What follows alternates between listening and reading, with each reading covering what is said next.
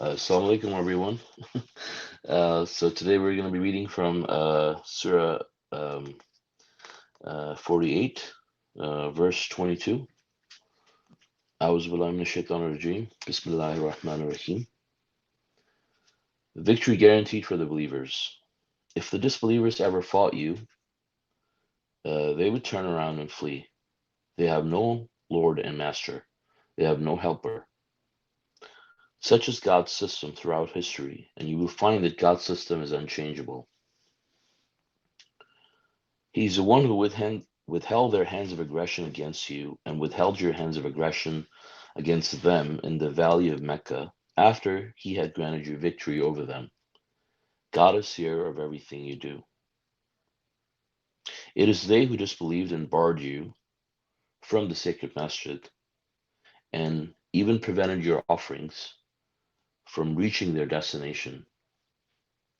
There were believing men and women within the enemy camp whom you did not know, and you were about to hurt them unknowingly. God thus admits into his mercy whomever he wills. If they persist, he will requite those among them who disbelieve with a painful retribution.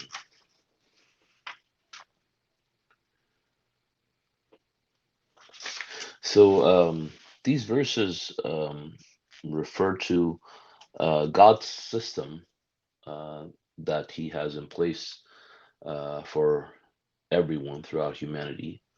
And for the believers, specifically, God's system dictates that God guarantees victory for the believers.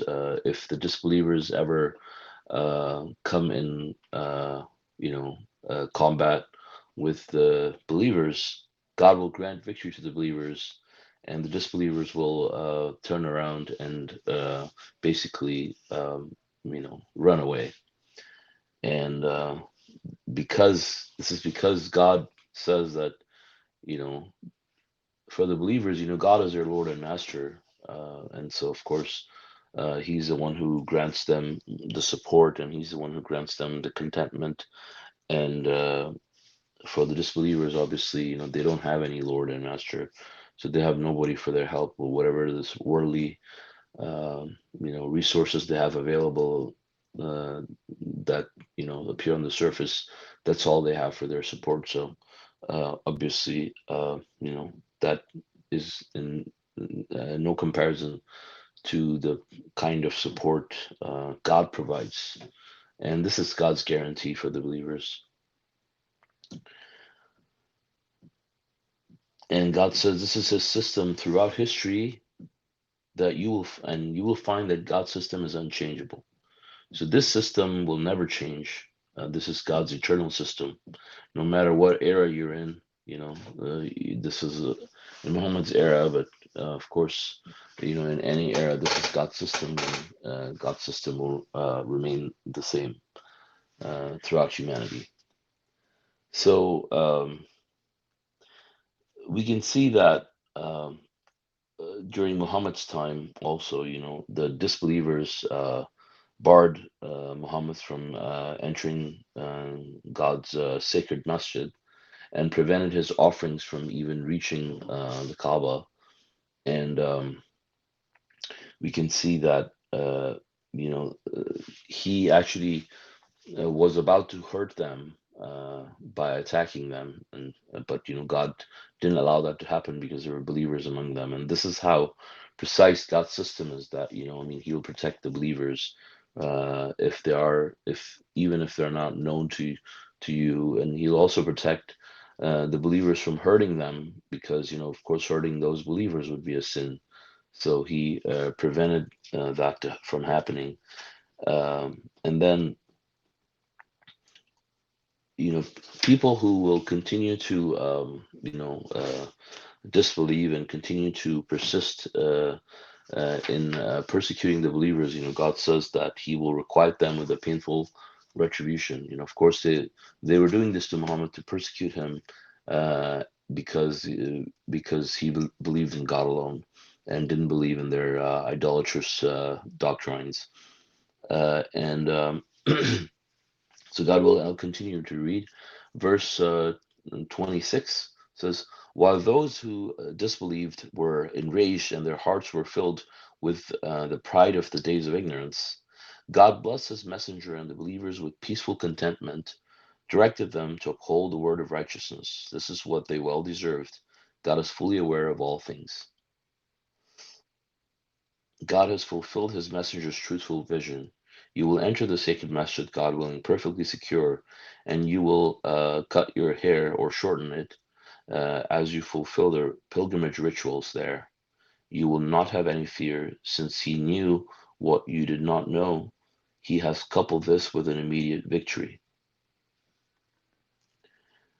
Um, so this is another thing we see here, that the disbelievers, their hearts were filled with pride of the days of ignorance, and we can see that now too. They're disbelievers. They are arrogant, and they're just filled with arrogance, and it's just all very superficial, obviously. And it's from Satan. But for the believers, God granted them contentment and peace in their hearts, and directed them to uphold righteousness. And uh, and God says that God gave Muhammad a vision that he would enter the sacred masjid, and he'll cut his hair and shorten it. So this, before it actually happened, God allowed Muhammad to see that eventually he will be able to make his Hajj, and he will be able to fulfill his pilgrimage rituals, um, and he will not have any fear. And we see that later on when Mecca was invaded later on by submitters at Muhammad's time. Uh, so this also is another reminder for us too. That if you believe in God and you truly worship Him alone, like He could give you a vision, whether it's like a dream or any other kind of vision. It doesn't say exactly if it was a dream, but He could give you good news through things like that. And that's what we see here, in advance. Like he was given this news that he will actually do that, and then it happened. uh, and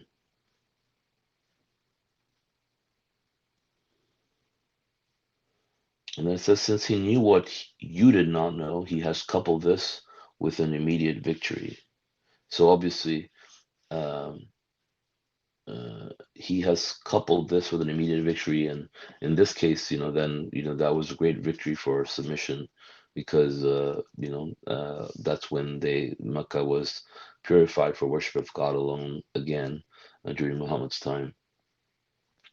So God willing, I'll continue reading verse 28, the great prophecy. So he's the one who sent his messenger with the guidance and the religion of truth to make it prevail over all other religions. God suffices as a witness. And then the footnote says, this important prophecy informs us that submission will inevitably dominate the whole world. This, together with verses 933, 41, 53, and 61:9, leave no doubt that God's mathematical miracle of the Quran will play a major role in this prophecy. Solid Quranic mathematical evidence points to God's messenger of the covenant as fulfilling this prophecy. See Appendices 2 and 26 for the evidence and specific details. And Appendix 2 talks about the messenger of the covenant, and I believe Appendix 26 refers to also the three messengers of submission, and that including Rashad, obviously. So um, as we can see, that this God gave Muhammad victory too in his time, allowing the sacred master to be purified. And then here we have also the footnote from the messenger of the covenant next to it, that how this great prophecy will happen eventually, that even didn't happen at Muhammad's time, but it started there, right? But this is God's prophecy that eventually, submission will dominate the whole world. And the verse is 48:28, as you can see from the footnote. It says that the mathematical miracle will play a major role in fulfilling this prophecy. So we know that when the messenger of the covenant explained this, he said in about 50 years or so, right? And so it's was like over 20 years ago, and over 30 years ago, right? So it's like 20 years or so. Now we'll see that happening pretty quickly, in the next 2 decades. Um, and this is God's prophecy, so it's in a very exciting time for us to be in, to be able to witness that. And we see that happening. It's we can see it's a gradual process, but of course it's definitely hasn't reached its peak for sure. I think we're starting to see things like COVID-19 and stuff like that, probably. Maybe the things that other events will unfold, and how people are like looking for the truth, and like trying to some obviously a lot of people are falling for conspiracy theories and stuff like that, but eventually people will start looking into these types of things, and they'll start digging into the facts, and they'll look at the mathematical miracle of the Quran, and they will in search for the truth, they will find submission by going through the mathematical code. And this is how submission is destined to prevail, and it says it will dominate the whole world, so there's no doubt that this is something that will happen. And we have to be certain that this is God's promise, that this is bound to happen, during our lifetime, hopefully, God willing, if we live long enough. So, God willing, I will continue to read. Quality of the believers. Muhammad, the messenger of God, and those with him are harsh and stern against the disbelievers, but kind and compassionate amongst themselves. You see them bowing and prostrating as they seek God's blessings and approval.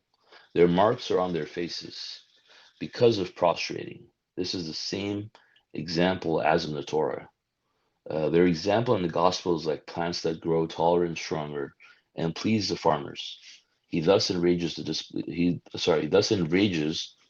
disbelievers. God promises those among them who believe and lead a righteous life forgiveness and a great recompense. The footnote for 40, okay, so yeah, there's no footnote here actually, but so this verse actually talks about the qualities of the believers, and then I think this kind of relates to the discussion, a discussion we were having yesterday. When people talk about using the best possible manner, and of course here it says a quality, not a weakness, but a quality of the believers. It's a good quality, is and it's a quality that only believers have, or should have, is that they are kind and compassionate amongst themselves. With each other, they're like pussycats, they're very kind to each other, they care about each other, very soft and loving towards each other, But uh, but about the disbelievers and the hypocrites, uh, you know, uh, they are harsh and stern against the disbelievers. So hypocrites are also disbelievers. They say they believe, but they're actually disbelievers. So they're harsh and stern against the disbelievers, right? And so that there are people, obviously, that are not believers that you see every day, like people at your work, your neighbors, things like that, and there are people that are potential believers, I mean, they can get the message at some point, so you treat them in the nicest possible manner, best possible manner, and these are potential believers that can get the message at some point, right? But then you have the disbelievers and hypocrites that have confessed their disbelief and taken a position, clear position against the truth, where they have decided that made it clear that they're not going to believe and they're against it, and they um, denounce it and whatnot, then for those kinds of people, you don't show that best possible manner. And if you do, it's only going to hurt you, because you would be disobeying God by doing that, and you will not be qualified to be a believer, because it's a quality of a believer. So as long as you don't do that, you're not a believer. um, and we see why God wants the believers to do that. God doesn't want the believers to be uh, pushovers. And sorry, I think my alarm came. So God doesn't want the disbelievers. God doesn't want the believers to be like pushovers, and God wants the believers. God wants strong people to stand on His side. To be part of God's army, and and if you're not harsh and stern against them, obviously it will hurt you, and the disbelievers will obviously trample you as well. So God wants us to be strong and in fighting these people, and stern and harsh. uh, and He says He thus enrages the disbeliever. So you're not there. It's not your job, obviously, to make them feel good, right? Because or to make others feel good about how you treat the disbelievers. Oh, this person's so nice. He's so nice to the disbelievers. You're supposed to fight them, and and this is a quality of a believer. And God says He thus enrages the disbeliever. So obviously, you're harsh and stern with them to the point that it enrages them uh, to see that from you. So this is a quality that we should have as believers, and pray to God to be like those people that God calls them believers, and those who are, and Muhammad was that, right? It says, and other believers. So obviously, most people use Muhammad as an example and stuff like that. But obviously, I mean, this is an example of a true believer. Muhammad, like any other believer, was like that, and we should all be the same. And obviously, we see that how they did that in their lifetime. They were attacked, and they attacked them back in self-defense, and they fought against them, and they defeated them, killed a lot of them too, obviously, and that's not the best possible manner, obviously, killing a person. But anyways, enough said. So God willing, I'll continue to read verse Surah 49. A'udhu billahi minash shaitanir rajim. Bismillahir Rahmanir Rahim. Um, uh, Surah 49, the walls, Al-Hujurat. In the name of God, most gracious, most merciful. O you who believe, do not place your opinion above that of God and His Messenger. You should reverence God. God is hearer, omniscient.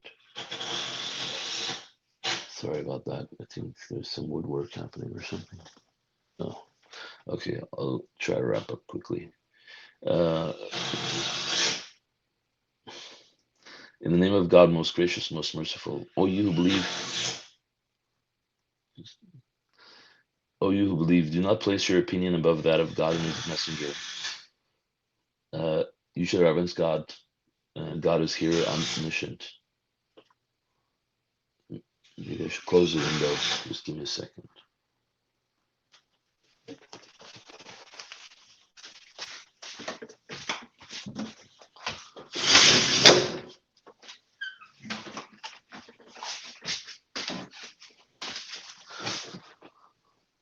Okay, sorry about that.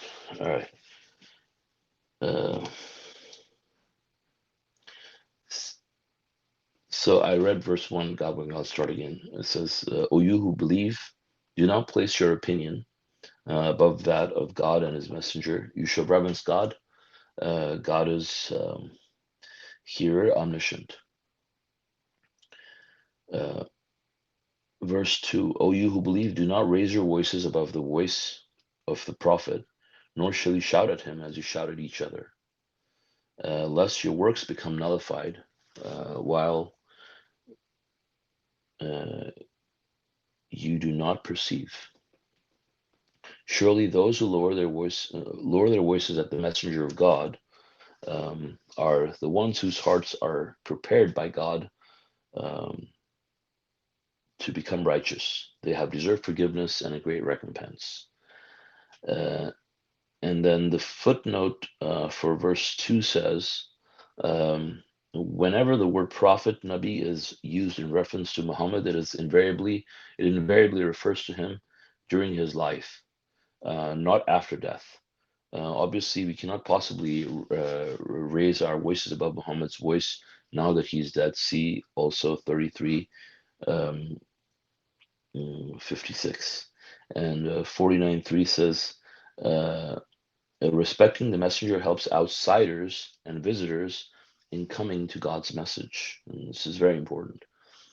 Respecting the messenger helps outsiders and visitors coming to God's message.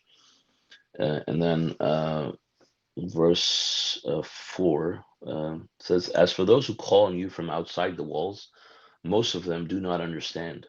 Had they been patient until you came out to them, it would have been better for them. God is forgiver, most merciful. Okay, so these verses basically are very important because these verses are telling us about the importance of not placing our opinion above God and His messenger, obviously, because it would nullify all our works. And that is very serious. You know, none of us would want to be in a position where all our works would be nullified. But this is pretty easy, if you form an opinion about something and it goes against, what God and His messenger has stated, it will nullify all your works because your view, first of all, becomes more important than God, and you start worshiping your ego because the moment you have a point of view that goes against God and you uphold it so dearly to yourself that you're not willing to let it go, then it becomes your idol. And when you commit idol worship, obviously all your works are going to be nullified. Now, on top of that, uh,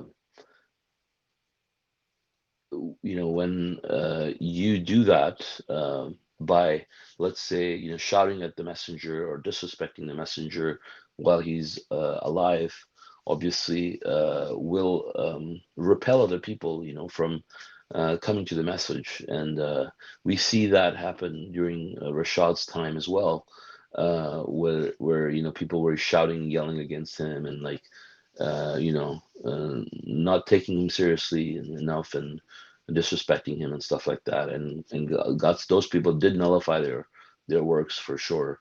And not only that, I mean, they just literally went astray, most of them, anyways. And we see that, if you are respectful and to the messenger, like during the time of the messenger, like they said, let's refer to him as Dr. Khalifa, all right, and not don't call him Rashad. That's not idolizing him. I mean, that's just showing respect. When you respect somebody, you call here. We call them by their last name, and if they're a doctor or whatever, we call them doctor. Like for example, we I'll give the example. Like you have uh, President Donald Trump. So I hate to give that example, by the way. But let's say, I mean, you're not going to say Donald, hey, Donald, like if you're sitting with him, you know, I mean, like somebody comes and says, really, that's your president? I mean, you refer to him as that, but you say, with his title, and then, then you address him by his last name, and that's what people were suggesting that people refer to him while he was alive. And I still prefer to, use that personally, whether he's alive or dead. I mean, you still show a little bit of respect for God's messenger because he's a messenger of God. And we can see that happening. People show little to no respect, and then they're like, well, the messenger, well, he said this, Rashad said this, but this is Rashad's personal opinion, and they have their own opinion, and they easily do that, without even realizing, what's at stake here, and they clearly just, dismiss the messengers and what he said about certain topics, and then they go on with their, limited understanding of what they get from the Quran after doing that, because the messenger of God is a teacher that is sent by God. So he's going to present to you the truth from the right guided perspective. And if you are going to be unappreciative and dismiss that as Rashad's point of view, quote unquote, obviously, or his Rashad's personal opinion, rather, then you're gonna go astray. And I mean, we see that in many aspects. Most people are doing that right now.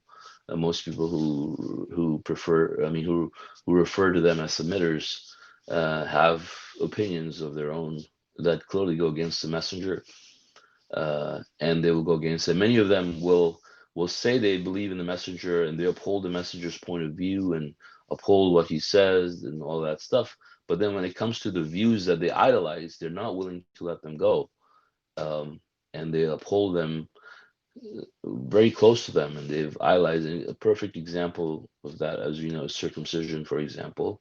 There's people who claim to follow everything the messenger says, really, but they don't claim to, but they don't follow what's in the Quran. They don't follow what he has said are the practices of Islam, right? And then you have other examples of people, for example, like saying you could eat meat dedicated to idols, and there's other people that are saying other things, like about the Day of Judgment, own personal opinions. And then there's other opinions. Today we're reading about being harsh and stern with the disbelievers and hypocrites. And there's people that say we should be kind to them, and stuff like that. And so these are all examples of people, placing their opinions above God and his messenger and nullifying their works as a result. And they're doing horrendous, they're fabricating horrendous lies by doing that, attributing them to God as well, as they form these opinions against God. They idolize their own egos, or idolize the egos of people who fabricated those lies. But in this case, if they follow them blindly, but a lot of these people idolize their own personal opinions, of course, and their own opinions become more important to them than the truth, and that's when they will fail very easily. Um, And so this example of calling the messenger from out, shouting at the messenger from outside the walls is an example. Like you have, like, if there was somebody really that you really respected and honored, and they're, let's say they're inside their house, you're not gonna just you shout at them and yell at them to tell them to come out. You'll be patient and respectful and wait for them to come outside. And that's what happens. Like in Muhammad's time, there were these people and that clearly didn't respect him enough, his respect his position enough. I mean, doesn't mean that you revere the person to the point of idolizing them, but at least you treat the person with dignity and respect, because that will help other people respect them. And if you show that respect just to that level, just a level that, for example, you respect someone in your family, or let's say a president, or whatever. Obviously, you're not worshiping the president, but if you show that level of respect for the rank that they have, obviously, that will help other people come to the message and take the message seriously. And if you don't, your works will be nullified. And one other mechanism of nullifying is that that person who saw you disrespecting the messenger, or just saw you disrespecting the messenger by dismissing the message, or just whatever way, he saw you dismissing the he will get repelled from the message. You know, they're like, what kind of people are these? You know, that what kind of messenger is this? They don't even care what he says, you know, and then they'll just say, this is not you know, a thing, and this is not a, you know, religion. They're just, people are just fabricating lies, and they'll leave and they'll disbelieve, right? And then they go to hell. And so you take the, even though that person is destined to go to hell, but the person who was an instrument in doing that by repelling these people, you know, also take credit by for misguiding these people, you know, and that's a serious thing to worry about. You know, you don't want to uh, be the instrument of sending people to hell and making them repel from submission by doing that, you know. And this is what they did by showing disrespect to the messenger. And we see that, I think, happening a lot now. For example, you know, people like Adib and other people who were present during Rashad's time, you know, commonly did that, and they're doing the same now. For example, by disobeying or, you know, disregarding all of his you know, teachings, and then other people are seeing that, and then they're doing the same, and they're following him in that way also, and they're all going to hell, including, of course, Adib and these people that are with him.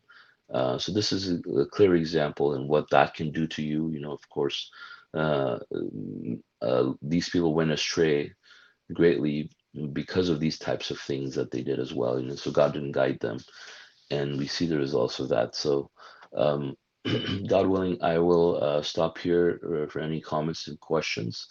God willing, about the verses we read.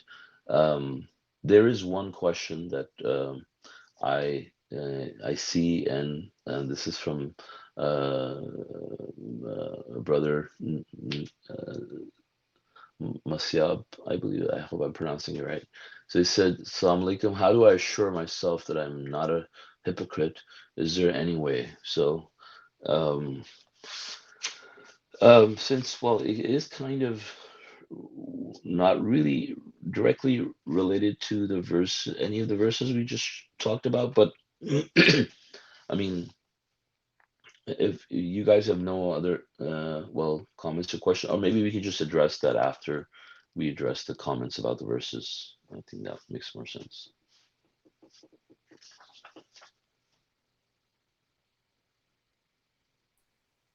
Masha Allah, brother, very good job. Thank you. Praise God.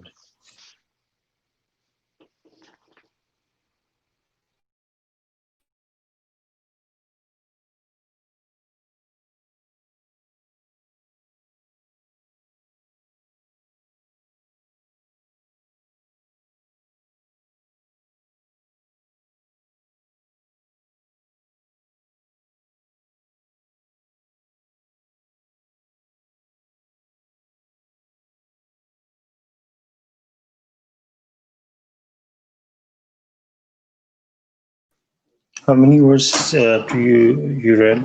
Verse 5. Yeah,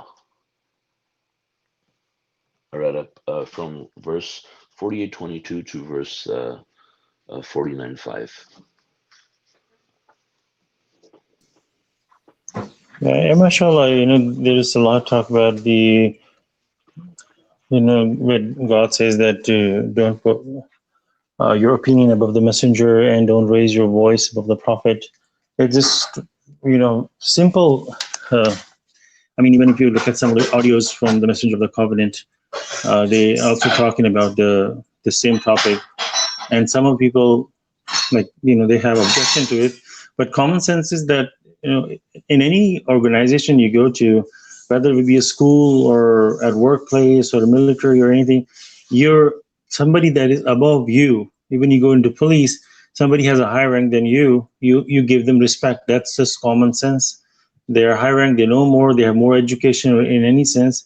So sometimes people have hard time accepting that when it comes to religion. It's the same format that the messenger is a commissioned messenger from God. He has a job and duty, and just if you look at from this point that we have to respect the messenger or prophet, even if they leave this world, where God says that to support the messenger, those who support the prophet. I mean, you can still support him. You know, the purpose, the mission that they came to this world, you can preach that, you can help in that cause. And there's many other way to respect them, mashallah. Mhm. Mashallah, yeah, that's right.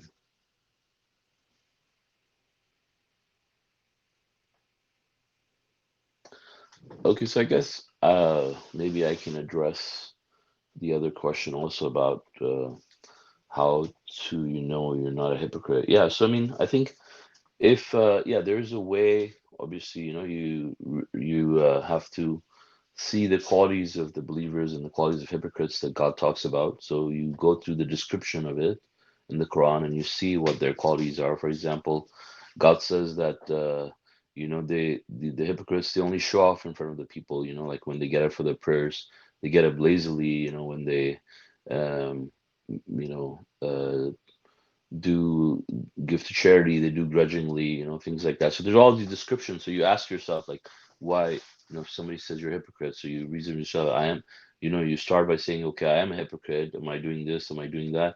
And if you can prove yourself wrong, then you're not a hypocrite.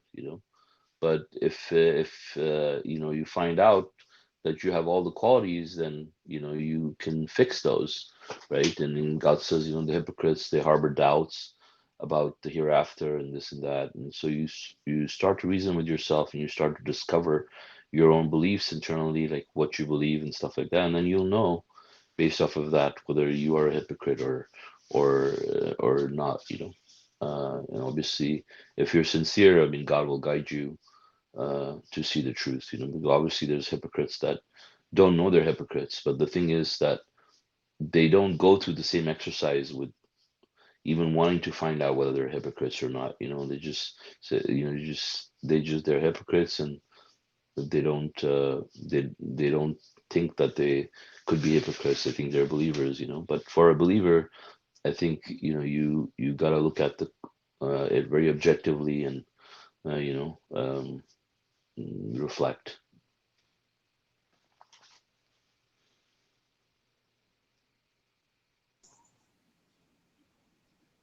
Yeah, while on this topic about disbeliever, I want to just mention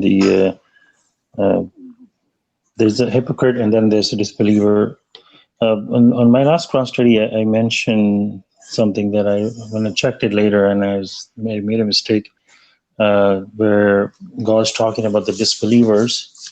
Towards the end, where it says that disbelievers are, if they die and disbelieve and they don't repent, then they will go to hell. And then there God was talking about hypocrites, that God makes them blind and deaf to them, something like that. And then I made a comment that the disbelievers, they don't become deaf and blind. So until the time of the death, if they can change their life and they can become a believer, and then they go to the process of the admission test, and if either they will fall on the righteous or in the hypocrite. And so then I was looking at the surah number 2, and many other verses that says the other way around about the disbelievers. That the verse number 2, surah 2, verse 7, God says that God seals their mind and their hearing, and their eyes are veiled. They have incurred severe retribution. And that's right before the hypocrite topic starts. And this is about the disbelievers, because God is saying in verse 6 that as for those who disbelieve, it is the same for them, whether you warn them or not warn them. They cannot be believed. They cannot believe. So even if you disbelieve God, when God gives you a message, so that's my clarification, that when God gives you a message, even if you disbelieve and you reject it, there's a time period before God will seal obviously God will not seal somebody's heart before the message. That won't make a difference. But somebody, after they get the message, either they believe and go to the test and become hypocrite, or if they can become disbeliever, and until some time, and it's however God's system is that God does seal their minds and hearts too, when they after some time. One of the things is, how they say that don't drink and drive. To me, that concept does not fit very well, because when you start drinking, you start losing your mind, and you lose the ability to make decision, as you drink more and more, the further you drink, the further you will lose the ability to even sense that, to make a decision that I should not drive. So the action has to be taken before you start drinking. Like you hide your key somewhere or something, because then you're gonna go start driving. Because after you drink so many drinks, then you don't know what you're doing. What are you doing? And obviously, that's why we see so many people end up driving while they're drunk, because they lose the ability to make decision. Similarly, when you believe in God, you have some time before that the shields will start falling on your mind. And like this person was asking, how do you know? If you go so far where God says we're going to make them deaf, dumb, and blind, and their hearts will be sealed, they cannot even recognize it anymore. For them, God says in other places that the devil has adorned their works in their eyes.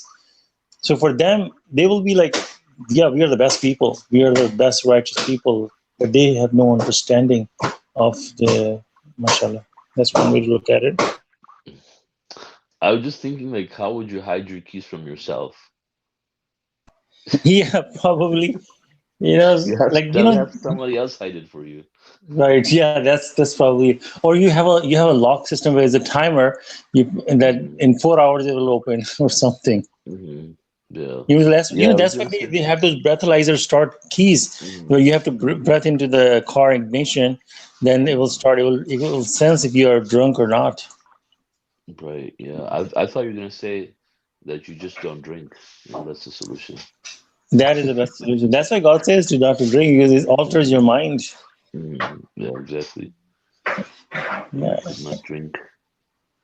And this being a disbeliever and hypocrite is also one form Mm-hmm. of being drunk. Yeah, not drinking is the safest route because you could take somebody else's keys and drive, thinking they're yours. Yeah, that's true. Yeah, that makes sense. Perfect sense.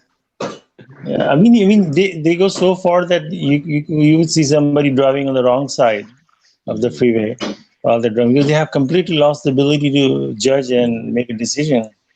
Yeah.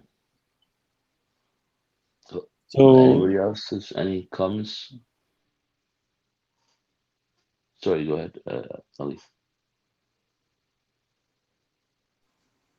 no, no. I mean, Sorry, just go to ahead. about that topic about the believer and a hypocrite. Once you become a believer, like in the previous class, we was reading that they're excited and they're gonna say that when the next verse is gonna come, and when the verse comes, they have to sacrifice something, or they have to go through the hardship. That's where they lack off. But the thing is that this believer platform is just a temporary platform. Once you step on that platform, you used to play a game where where you keep jumping on the platforms, and some platforms you cannot stay up too long. So this believer platform is something like that. Once you jump on it, you have a limited time to make a decision. Whether you're going to you're going to prove it to God that why you really believe in God, and God is going to test you. But if you just say the lip service and say I believe in God and not do what God is telling you, then you're going to either fall in the hypocrite or righteous, whether you believe, I mean, do what you say, mashallah. That's the comment I was Hmm. going to make.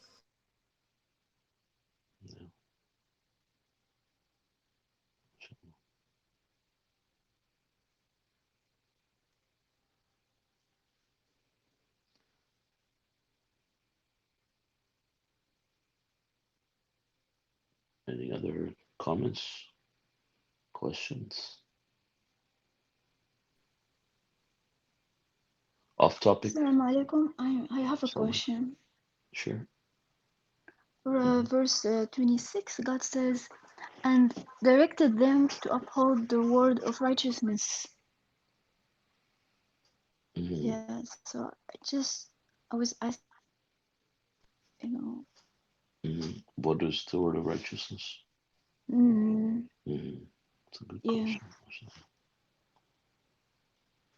especially he said this is what they will deserve. It's like something good. Mm-hmm. And was thinking, how, Mm-hmm. I don't know, what does So, it mean? yeah, right. I think my understanding is that that just means that uphold the truth, right? Like during all of this time, they when they were just enraged, and their hearts are filled with pride and all of that. The believers are just on God's side. They just have to uphold the truth, and they're steadfast, Mhm. and they remain unmoved and unshaken by you know all of this things, because obviously when they're filled with pride and all of that, and rage, they're probably trying to intimidate the believers, right? But their peace, Mhm. there in their hearts, God places peace and contentment, and they're just upholding the truth and upholding righteousness Mhm. during this time. Also, and their hearts are not filled with these types of things. They're just upholding the word of righteousness, and that's Mhm. it. Which is just, I believe, just the truth, what God says, how to be, during these times, and what to do, being steadfast, Yeah, and exactly. Steadfast. I yeah. was thinking Hmm. about maybe this Hmm. just shower us Hmm. for steadfastness, for example, or Hmm. yeah, to be steadfast. I think Hmm. to hold the truth. Um, yeah, yeah, mashallah. Thank you. Mashallah, okay, thank you. It's a good question, Mashallah. Thank you for asking. Okay, we also have a very good question from brother M. Salim, and he says, please explain the sacrifice day observed by traditional Muslims. Right? Anybody wants to address that?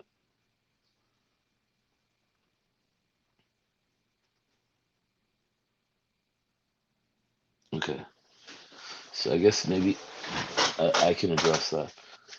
So, as we can see from the Quran, the sacrifice that it talks about here, uh, it says they prevented Muhammad from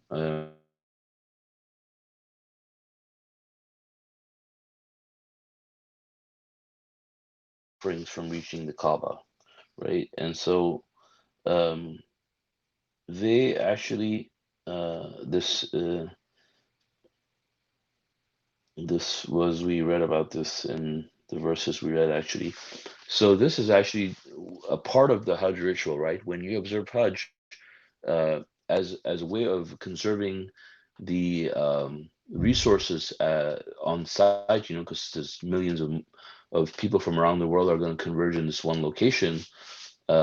You're supposed to offer, these animals to feed people, that you don't deplete the resources in that area. Like all of a sudden, imagine like a huge number of people, just converge on one spot, and if they don't bring their offerings to that place, the food's resources are going to be all gone, right? Because, like, let's say, there's a set amount of supplies for bread and milk or whatever, right? And so that many people come, they're just going to take all the resources. So part of the wisdom behind it is that when you come, you also bring resources with you for food, and distribute amongst yourselves, and give to the poor and all that, right? So that helps, conserve the resources that are there.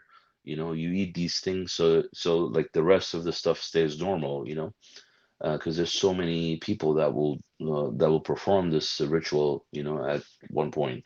And so this is the reason. Now, the people, on the other hand, that are doing what they're doing now with the sacrifice, or the day of the sacrifice, I mean, this is just an innovation, because uh, they're not supposed to do that, right? They're not going for Hajj, so they're not going to Kaaba, right? So they're not going to deplete the food resources over there, so they're not supposed to do that.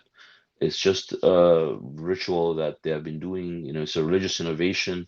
Obviously, there is a prayer associated with it as well. They do their salat and stuff like that. So this is obviously has nothing to do with the Quran, and uh, even though, I mean, there's obviously this misconception that the food is dedicated to, I mean, the meat that they sacrifice is actually dedicated to Muhammad or Abraham, but that's not the case.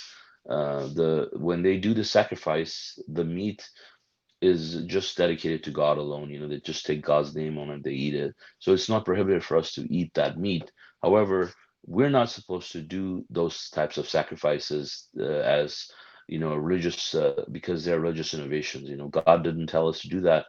And if you want to sacrifice an animal and eat it, just eat it. Don't participate in doing those sacrifices yourself, because you're just promoting that innovation forward, and that also, in to me, like, I don't I like, for example, if people try to wish me Eid and stuff like that, like, I don't participate because I know it's a religious innovation, so I just tell them, like, I don't celebrate it.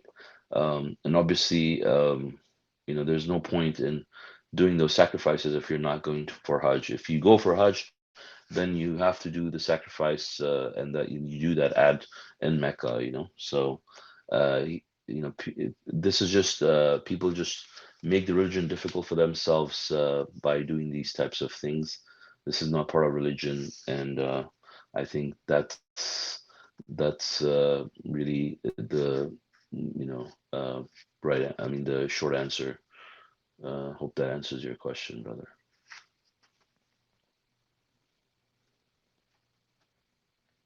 I don't know if anybody else wants to add to that. You know,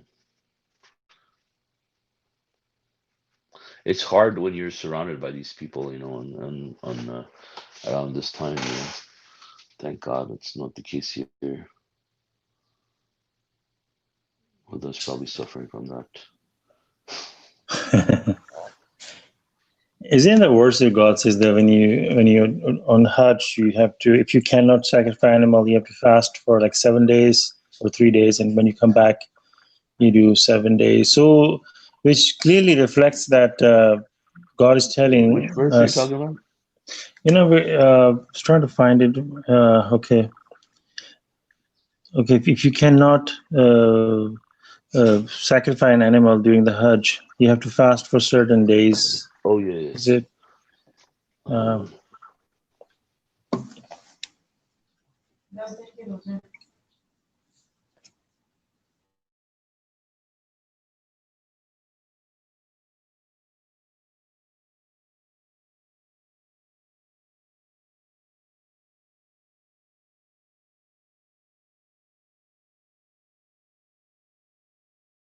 Verse 96 to 196, I believe. Yeah. It says, Hajj and Umrah pilgrimage. You shall observe the complete rites of Hajj and Umrah for God. If you're prevented, you shall send an offering, and do not resume cutting your hair until your offering has reached its destination.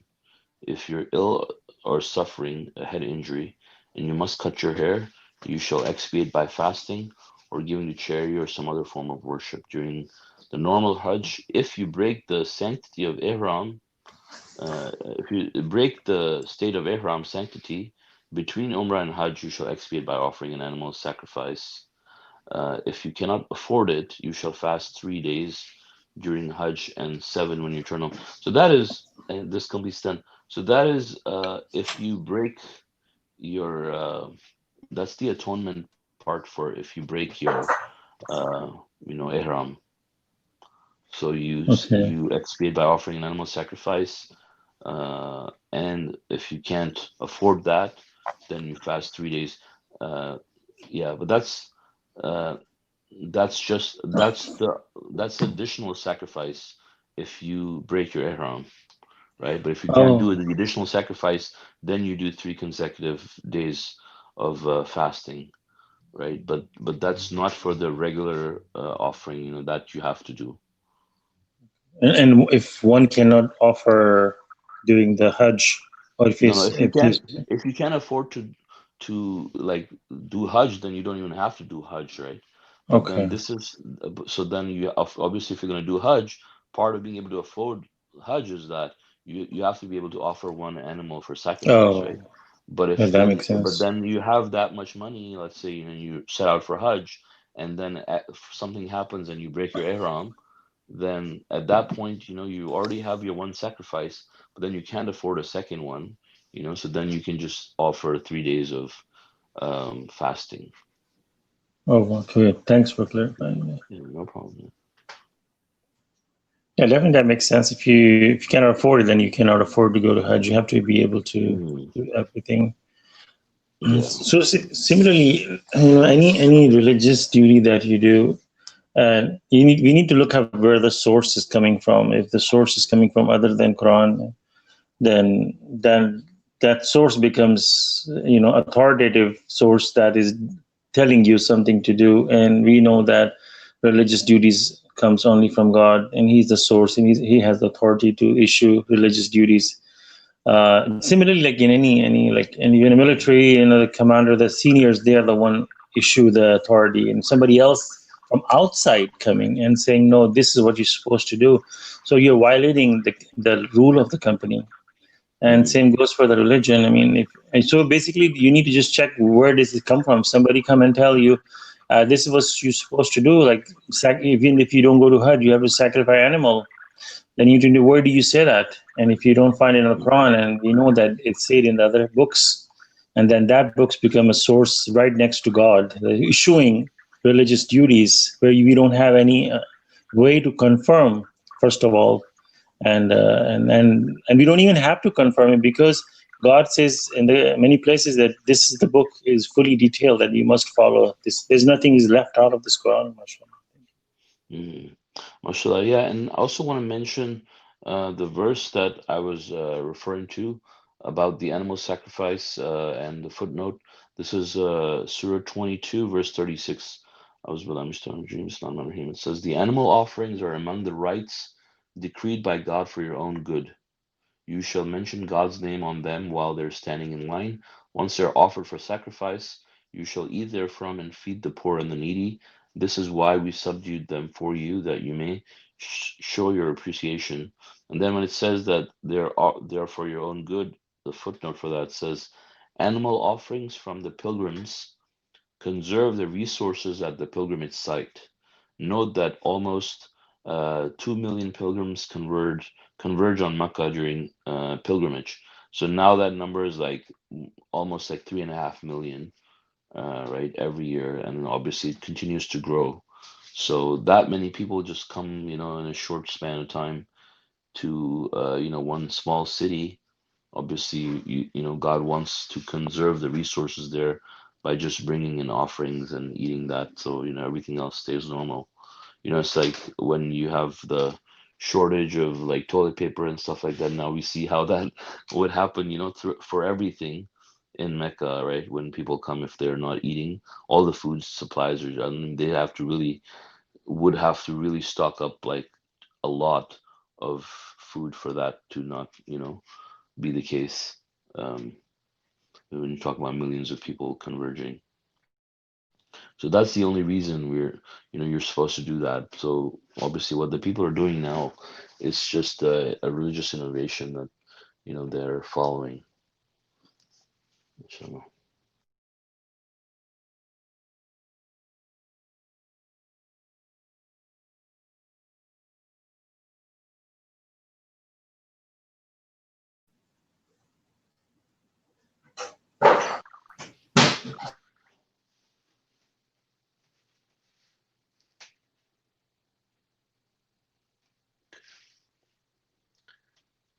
any other comments?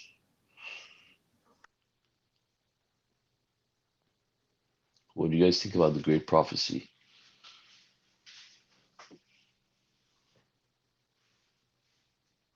Verse 28, 48, 28.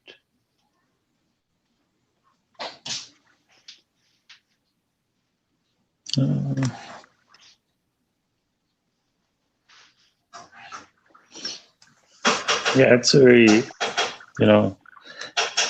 we cannot probably understand how this will happen, but we know one thing, that when we're reading the the word smoke, that when the smoke will come, and people will start believing, and that could be one of the prophecies that link to this one, maybe. But when God says this happens, this we know that this will happen. And obviously, like a few years back, there was some some calendar in Spanish culture, there's a prophecy in it. So they linked something to that. So obviously people will start linking, okay, there's a miracle of 19 in the Quran, and this is like the virus is named 19, and many other people will start doing math and start linking, and a lot of people, it will just probably will become popular in the media, and people start pondering, and they will probably believe, but it's just the belief in itself doesn't do any good, and but it will dominate probably.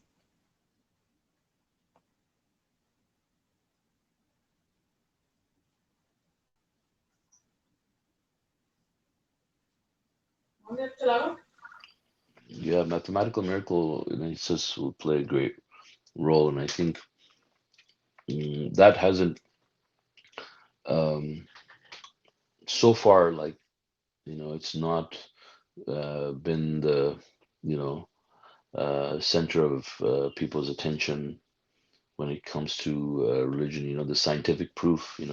But we have the scientific, tangible evidence that this is God's unproven. I mean, this is God's unaltered message, and that is proven now by this mathematical scientific miracle. You know what I mean? And this is the mathematics is the ultimate proof. So people who are educated and have scientific minds, obviously, people are going to be more sophisticated, going forward in religion. I mean, in mathematics and science in general, right? So they will look for evidence of this caliber, to be able to convince themselves that this is from superhuman source. For me, this was obviously the most convincing thing when I came to submission. Obviously, to see the mathematical miracle behind it. I mean, that was above anything else in convincing me that everything that I was reading was the truth, and everything from the messenger of the covenant. Um, before, otherwise, I mean, it was there's still a lot of doubts. Whether maybe, like, I would think, well, maybe it will happen, maybe it won't. Like the Day of Judgment, for example. When I read about the mathematical miracle, I was like, wow, the hereafter is all gonna happen. Like I started getting flashes of the Day of Judgment and all these scenarios in my head, and started getting goosebumps and stuff. So it's like, just that yeah, that remained in my head, Masha Allah, for a very long time. Yeah, isn't it amazing? Like when I look back in traditional Islam, many times I would have doubts in my heart. Is it really the word of God? Is all the salats we are doing, are we just doing some physical exercise? Are they just innovations? Is this really I mean, all this religious practice was like, are we wasting our time? Is it really a day of judgment? Maybe we're just byproduct of this what you call that, evolution, and we just came into existence. What is the truth behind it? And there were so many doubts, and mashallah, the miracle of 19 has removed all those doubts, and uh, God sports your heart, can make you content. You will literally see your life change. Yeah. And you look back and you see, wow, what a difference. It will be actual physical evidence of your life changing every day. Even if you look in the Bible, God talks about seek God's kingship over you, and everything will be taken care. And there are like 4 or 5 verses, and God's talking about those who run after worldly life. I'm just paraphrasing from the Bible, that you see them running around this money and everything else. But if you seek God's kingship, everything will be provided to you, and you will not have to worry about it. And a very similar message is in Quran, and you will literally see that happening right before your eyes, mashallah. Thank you. SubhanAllah. Yeah, I mean, that's a very important thing to remember. That if you see God in your life, really, everything else will just fall in its place, like at the right time. There's this hospital I go to. It's out of town, and it's like a small country type place. And in their hospital, they are very God loving people, and they're always putting verses in the elevator. And every time I go in, there's a new verse or something they change every now and then. And Mm, many times they will put a verse that God is walking next to you. He will not. I mean, I'm just paraphrasing these verses, that He will not let you fall. He will guide you. He will support you. You have God is loving you. All these things that you will not even have any pain and suffering in your life. I mean, and I'm reading now, like, my God, this is exactly what Quran is saying. But why? How come people don't ponder that? If you're reading these verses, that God will be your right hand, He will hold you, He will have His hand above you, that you will not suffer anything. Then, what one should consider, that why I'm suffering with this health problem. There has to be something wrong. That maybe I miscalculated, or there's something I'm making a mistake, probably. Mashallah. mm, exactly.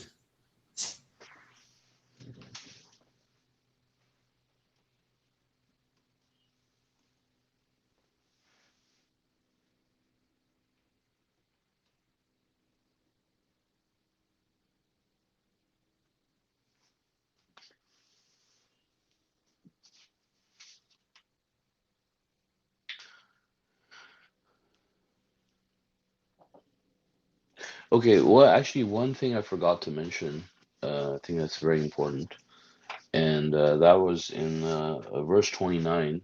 Uh, it says, their marks, you see them bowing and prostrating as they seek God's blessings and approval.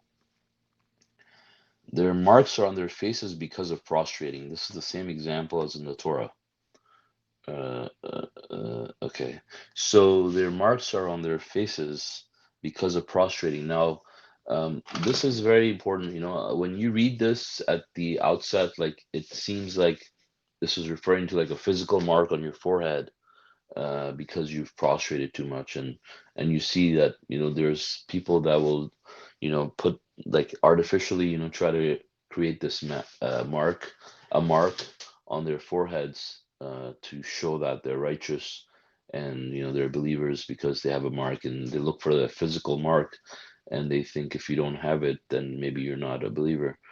And but actually, this is what's referring to, is that a righteous believer, I mean, of course, a believer will have, happiness in their life. So you can see the happiness on their faces, because of that. This is the mark of your righteousness. This is the mark that God is referring to, because you're prostrating to God and you're obeying God. I mean, you'll have that on your face, from obviously, being worshiping God, your soul grows and nourishes, and God gives you happiness. And so once your soul is nourished, through that, you'll have that mark on your face naturally. That doesn't mean like a physical mark on your forehead. So that's what I thought I should clarify as well. And then I really like the rest of the verse also, when it talks about, their example in the gospel is like plants that grow taller and stronger. Um, he thus enrages the disbelievers.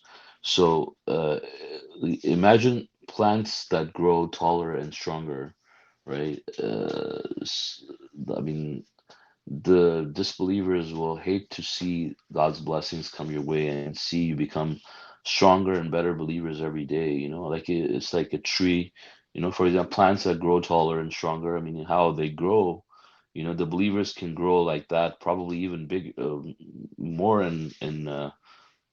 mean, uh, obviously, if you look, it's not like literally like based on the size of the tree, because the believers also, they will grow in leaps and bounds, right? But if you look at it from like a structural perspective, like how it has branches and this whole network of veins, and I mean, things like that you see in the tree, and the tree's bearing its fruit, and how it's like the roots are down and deep into the ground and nourishes, and gives benefit to the people. And there's so many aspects of it. Like if you really ponder on the allegory that God talks about here, and as in the gospel, um, it's also a very great example. And I think I remember reading something very similar about the believers in the gospel. I mean, in the Bible. I really like that example, mashallah, I mean, for the believers, because they are like that, they will, as time progresses, their belief will become stronger, and their belief will be more established, and they'll be more grounded with their beliefs, and grow as submitters. Yeah, God's allegory is so awesome. He's talking about, mashallah, pleases the farmer. And so we are like farmer. We are planting the seed Hmm. for the hereafter, and the seed is our soul. And so as a farmer grows crops, and he looks at the crops, and it makes him happy. If you look at so Hmm. as a submitter farmer, you are planting your soul, and as a Hmm. messenger of the covenant says that the soul can physically grow the size of a city, like Hmm. city of Tucson or Arizona. Hmm. That State, yeah, the or state of Arizona. probably Yeah. say Arizona, or maybe even grow bigger than that. You are like, and then if there are two submitters, you are like hugging each other, overlapping with each other's boundary. Mashallah, and that's such a beautiful example. God is saying, like a farmer, when they are happy, and you can sense your soul. God kind of put a sensor in your heart that you can feel it in your heart, because you're not sad the way you used to be. Things Yeah. doesn't bother you anymore, and you Yeah. can I feel think that if we something become has really changed. Yeah, I think if we become Mashallah. really good believers, our soul Mashallah. can hug each other too. While you're in Texas and I'm in California. Right from that far, yeah. Just like internet, we're connected. Mashallah. Yeah. Yeah. You just mentioned it. When you read these verses, when you mentioned that, I now realize, my God, what a farmer allegory is so beautiful. It just fits Mm, the perfect picture. And on the day of resurrection, you will actually physically see your crops. What did you grow? And one person who obey God will see his land full with giant trees, and someone who disbelieve God even gives their example. You see a tree that is chopped off at the base and has no roots. What a beautiful allegory God says about the mm, disbelievers and hypocrite, mashallah. And there they will see mm, their dry tree fallen on the ground with no leaf, mm. like in the winter time or something. Yeah, exactly. They just wasted their whole life Like, doing nothing. right. Mm. Yeah, that's why, it's so important for us to uh, reflect and find out like what we're after, this world, because many people they they will come to submission and then lose their way, because their priorities change at some point, you know, it's more about the people than it's about God, and at that point their loyalty, shifts from God to something else. Or maybe it was never there to begin with, but for believers, I mean, they have to have a clear objective, like, what are you doing this for, really? I mean, and this is your goal. Like, you have to have your goal in front of you, and know what you're aiming for, right? I mean, you're living this life. I mean, what's most important to you?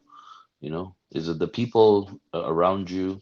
Is it the community? Is it the respect? Is the reputation? Or, you're doing this for God, really? I mean, at the end of the day, when it comes to, making a decision, I mean, what is going to be the deciding factor for you to make choices and, make your stand, and so,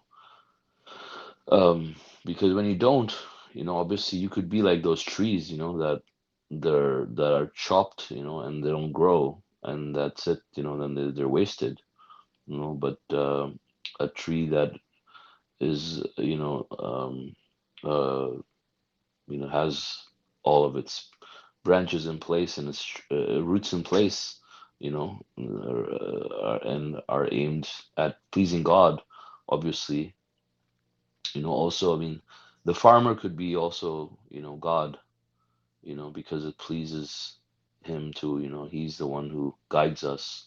He's the one who nourishes us and gives us the guidance. And um, so you can look at it that way too, I suppose. Yeah, Masha Allah. The vision, there was a motivating video I was watching that you have to have a vision in your life. You make a daily goals and small goals and this and that, but a vision is a lifetime vision, that what do you want, where do you want to see yourself? And you start imagining yourself being there. Suppose somebody wants to be a entrepreneur, a businessman, and wants to live off the beach, and he said that you want to imagine yourself living on the beach. So start attaching, that will motivate you. So as a submitter, our vision should be to have success in the hereafter, in seeing ourselves in, like, not with the humble. That's not just like, oh, I am going to heaven, but imagining yourself that, that I want to be go there. I want to be forgiven on the day of judgment, and being among the righteous people. And that's where, there was one person said something about, it's in Urdu, but I will translate inshallah, that, that he says in Urdu that, badi manzil ke musafir छोटी मोटी लड़ाइयों में नहीं पड़ते, और आप देख सकते हो किसी की लड़ाई से कि उसकी मंजिल क्या है.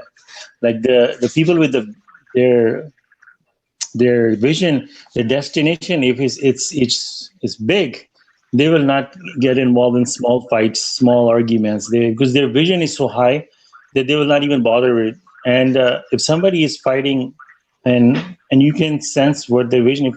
If people are just fighting about something like on the street, like how kids will fight about small things, and because their vision is not set yet, so their goals are small.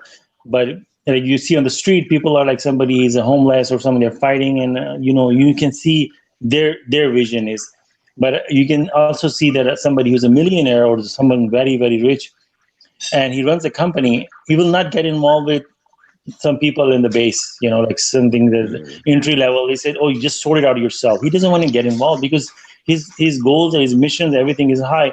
So we should be something like that, that our vision should be so high that if small things should not even bother us at all. Like somebody cuts you off on the freeway, or somebody says something bad to you. I mean, small thing, we shouldn't even bother, because our vision is so high that we are looking far above, mashallah.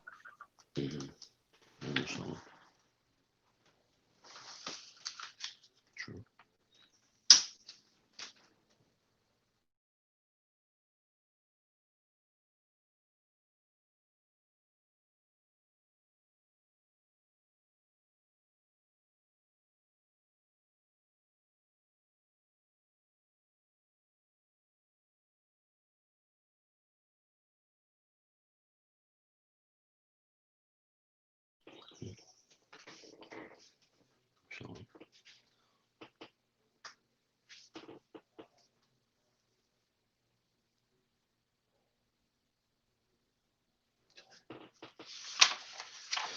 yeah, I guess if anybody else has any comments or questions, anything they want to discuss off topic on YouTube or on the pen.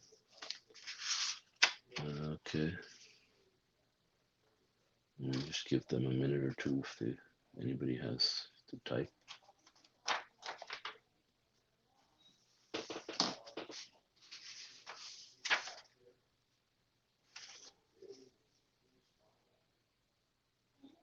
If not, I guess maybe we could conclude the study here, God willing. So thank you all for joining us on YouTube or on the pen, or if you were listening to it in the podcast as well.